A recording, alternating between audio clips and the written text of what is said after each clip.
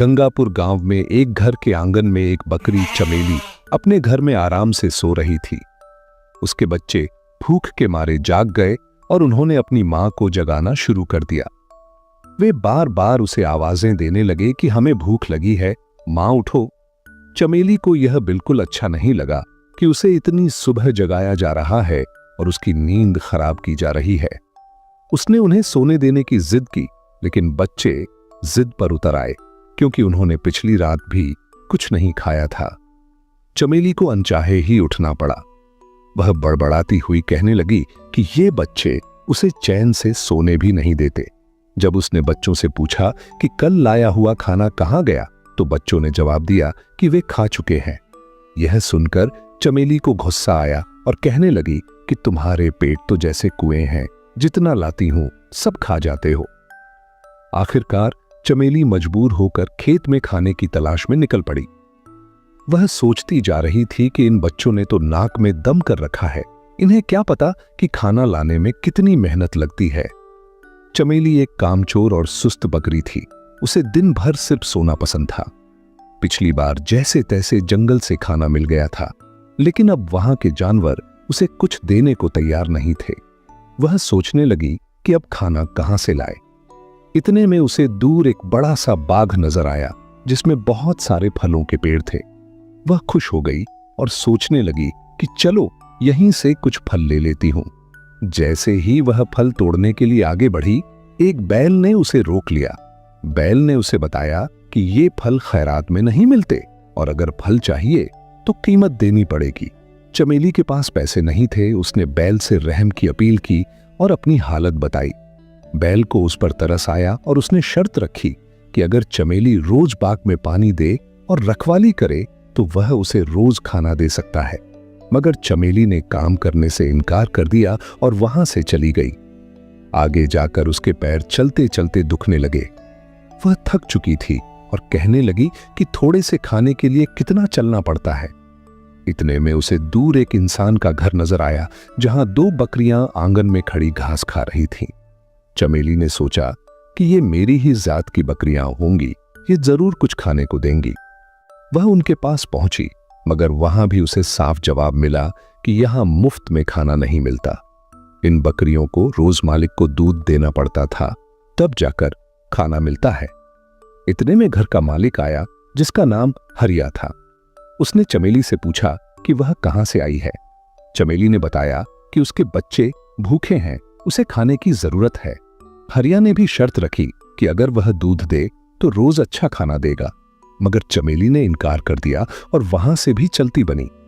थोड़ा आगे जाकर चमेली को एक खेत नजर आया जो खाली था और वहां बहुत सारी फसलें थीं। चमेली ने सोचा कि यहां से तो मुफ्त का खाना मिल जाएगा। उसने मौके का फायदा उठाया और खूब पेट भर के खाया और अपने बच्चों के लिए भी बहुत सारी फसल तोड़ ली। खाने के बाद वह एक पेड़ के नीचे सो गई। कुछ देर बाद खेत का मालिक चमन आया। उसने देखा कि उसकी फसल किसी ने तोड़ी है। वह गुस्से से चमेली को पेड़ से बांध देता है और इल्जाम लगाता है कि उसने चोरी की है। चमेली रहम की अपील करती है, मगर चमन का दिल नहीं पसीजता। वह घर के अंदर चला जाता है और चमेली 3 दिन तक भूखी प्यासी बंधी रहती है। उधर चमेली के बच्चे घर में बैठे अपनी मां का इंतजार कर रहे थे और सोचने लगे कि मां कहीं फिर सो तो नहीं गई। वे कहते हैं कि मां कितनी सुस्त और कामचोर है, शायद उसे हमारी परवाह नहीं, मगर हमें उसकी फिक्र है। चलो हम उसे ढूंढने निकलते हैं। उधर चमेली बहुत कमजोर हो चुकी थी। रात के वक्त एक चूहा उसके पास आता है जो उसे पहचान लेता है। चमेली उससे विनती करती है कि उसके बच्चों का हाल बुरा है, उसे आजाद कर दे। पहले चूहा इनकार करता है, लेकिन जब चमेली उसे गणपति बप्पा का वास्ता देती है तो वह रस्सी काटकर चमेली को आजाद कर देता है।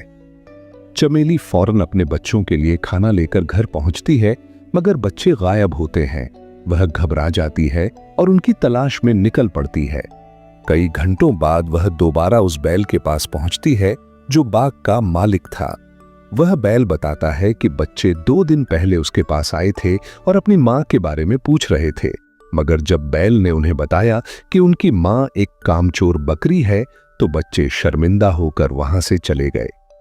चमेली रोती हुई बच्चों की तलाश में हर तरफ भटकती है और चलते चलते हरिया के घर पहुंचती है।